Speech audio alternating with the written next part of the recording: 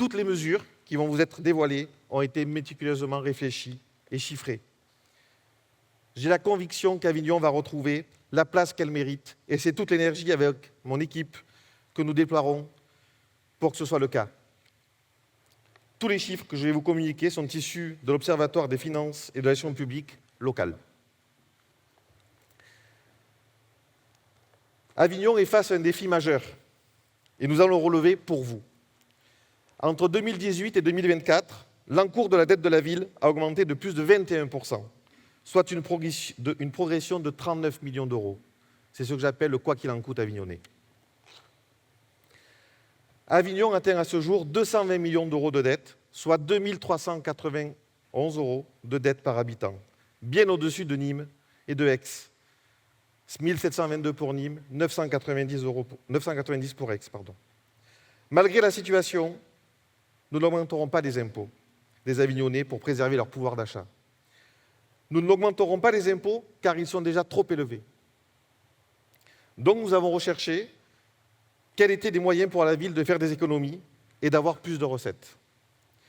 Notre chance, nous sommes une ville avec un fort attrait touristique classé au patrimoine mondial de l'UNESCO. Nous allons donc nous appuyer sur notre patrimoine et notre culture pour développer une véritable stratégie de tourisme économique. Aujourd'hui, les recettes par habitant pour Avignon, issues du tourisme, sont de 113 euros. Arles, 230 euros. Cannes, 621 euros. C'est la preuve qu'un fort levier existe.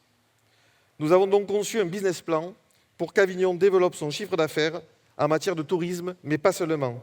Nous désendetterons notre ville également par la diminution du recours à l'emprunt et par le recours à l'optimisation des financements croisés, subventions, cofinancement État-région, département, agglo. Premier exemple de source de recettes, la ville est propriétaire du camping du Pont d'Avignon, à l'île à Barthelas. C'est un camping municipal qui est exploité par une société privée. Son résultat net, 450 000 euros, quand Avignon perçoit seulement 50 000 euros. Nous renégocierons donc la part fixe et la part variable qui revient à la commune pour que nous ayons un gain de 400 000 euros. Avignon Tourisme, qui gère le Palais des Papes, le Pont d'Avignon, le Parc des Expositions et les parkings de la ville, est détenu également à plus de 99% par la mairie. Aujourd'hui, les recettes issues des entrées du Palais des Papes et du Pont d'Avignon sont de 578 000 euros, alors qu'elles génèrent 9 500 000 euros pour Avignon Tourisme. Si l'on compare les tarifs appliqués, ils sont bas par rapport à d'autres monuments de l'UNESCO. On peut prendre en comparaison l'abbaye du Mont-Saint-Michel avec une entrée à 25 euros et 1,5 million de visiteurs, et le Palais des Papes, 12 euros pour 700 000 visiteurs. Depuis 2017, le tarif du Palais des Papes n'a pas été revu. Nous allons donc proposer une nouvelle conception de la politique tarifaire avec la création d'un pass UNESCO, regroupant l'ensemble des sites classés, Palais des Papes et ses jardins, Pont d'Avignon, et nous y intégrerons le Petit Palais, Petit Louvre, aujourd'hui musée municipal, et nous ferons un forfait à 25 euros. Si nous reprenons les chiffres, les 700 000 entrées à 25 euros, nous générerons une recette de 17,5 millions d'euros. Et bien entendu, on intensifiera les animations pour augmenter le nombre de visiteurs. Nous modifierons également les modalités de redevance d'Avignon Tourisme vers la ville qui permettront au minimum de la ville de gagner 2 millions d'euros, soit 1,5 million d'euros de plus qu'aujourd'hui. Simultanément, alors qu'Avignon Tourisme est déficitaire chaque année, en 2024 de plus de 400 000 euros, l'entreprise deviendrait forcément rentable. Et il existe tellement d'autres leviers pour augmenter nos recettes. Les produits dérivés, avec la boutique du Palais, par exemple.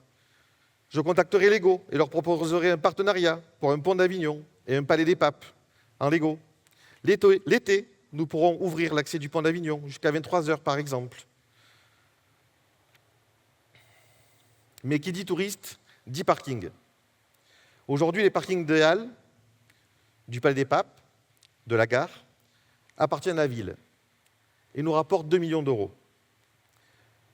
Pour info, le Mont-Saint-Michel, les parkings leur rapportent 11 millions d'euros. Avignon, 2. Nous devons augmenter nos revenus sans faire payer les Avignonnais en utilisant le levier de notre attrait touristique. Ainsi, nous mettrons en place une tarification spécifique pour les touristes, et uniquement pour les touristes, pour les parkings Il Pio italiens, qui nous permettra de générer 2 200 000 €. Ainsi, nous doublerons les recettes des parkings. Bien évidemment, les habitants d'Avignon, du Grand Avignon, et ceux qui travaillent auront un accès gratuit à ces parkings. Après les recettes, je vais passer aux économies. Avignon a un budget de fonctionnement de 180 millions d'euros. Le budget de fonctionnement, c'est ce qui représente la masse salariale, l'achat de fournitures, le fonctionnement de la mairie. Parmi les dépenses, il y a un poste achat qui représente 29 millions d'euros. Si l'on compare avec Poitiers, ville de même strate, avec un fort attrait touristique comme le Futuroscope, le montant des achats à Avignon est 60% plus élevé qu'à Poitiers. Avignon, 323 €, Poitiers, 202 €. Cela s'explique par une trop grande utilisation du marché à bon de commande par notre ville. La mairie achète plus cher dans un marché à bon de commande que lorsqu'elle achète dans le cadre d'un marché à appel d'offres.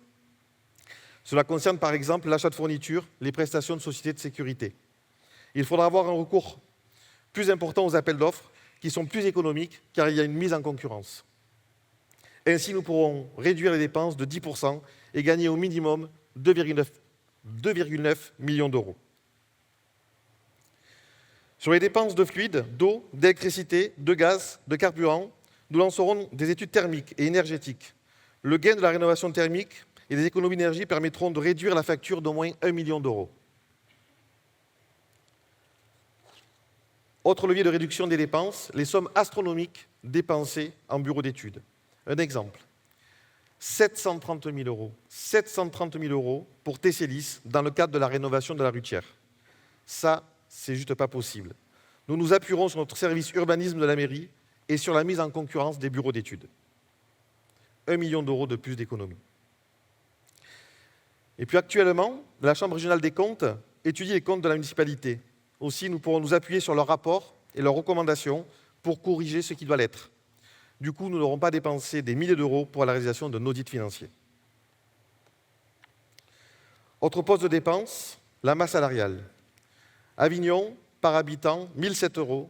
Nîmes, 737 €. Poitiers, 474 €. Là, l'objectif est d'améliorer la productivité des agents municipaux pour ne pas faire appel à des sociétés extérieures qui coûtent entre 20 et 50% plus cher qu'un agent municipal. C'est comme l'intérim pour le privé. Pour qu'un salarié d'une entreprise travaille, il faut le reconnaître. Et reconnaître son travail, c'est le rémunérer à sa juste valeur. C'est ce que je fais dans mon entreprise et c'est ce que je réaliserai à la mairie d'Avignon. Nous devons améliorer le pouvoir d'achat du personnel municipal. Les agents qui s'investissent seront reconnus avec une rémunération juste. Donc je récapitule. Une gestion rigoureuse, ce sont des économies, 7,9 millions d'euros au total. Une vision pour Avignon, ce sont des nouvelles recettes, 4,6 millions d'euros. Une bonne gestion permet de dégager plus de résultats, ce qui va nous permettre de financer notre programme et nos engagements que nous allons vous présenter, tout en conservant tout ce qui existe aujourd'hui.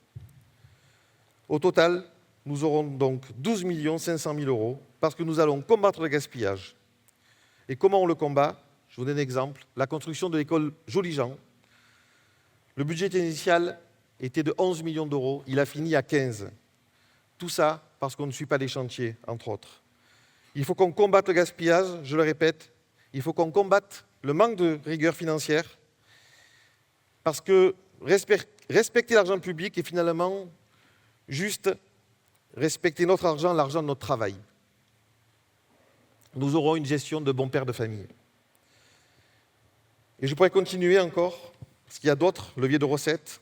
Par exemple, le mine, propriété de la mairie, 25 hectares, n'a jamais rapporté un seul euro à la ville d'Avignon, alors qu'il génère un chiffre d'affaires de 238 millions d'euros. Personne n'est allé chercher ces recettes pour la ville. Nous irons les chercher, j'irai les chercher. Et après ce travail de fond, si nous arrivons rapidement à augmenter nos recettes et à poursuivre nos économies, il est possible que nous baissions pendant ce mandat les impôts. Mesdames, Messieurs, Stéphane Fiori.